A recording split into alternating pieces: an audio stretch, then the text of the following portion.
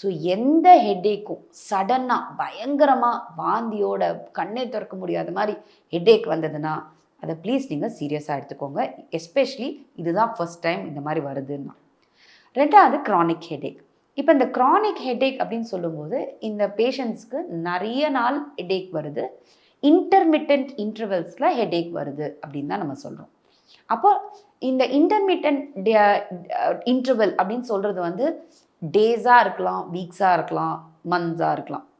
அப்போ அதில் என்னென்ன வெரைட்டி அப்படின்னு பார்க்கும்போது காமனாக நம்ம பார்க்குறது மைக்ரேன், இந்த ஒற்றை தலைவலி அப்படின்னு சொல்கிறது. இன்னொரு ரொம்ப காமன் ஹெடேக் வந்து டென்ஷன் ஹெடேக்னு சொல்கிறது.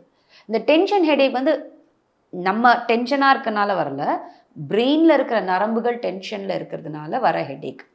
நான் இந்த ஒற்றை தலைவலின்றது ஆஸ் த நேம் கோஸ் ஒரு சைடு வரும். அண்ட் அது வரும்போது பயங்கரமாக அது ஆரம்பிக்கும். அது ஸ்லோவாக ஆரம்பிக்கலாம் சம்டைம்ஸ், இல்லை வரும்போதே பயங்கரமாக ஆரம்பிக்கும்.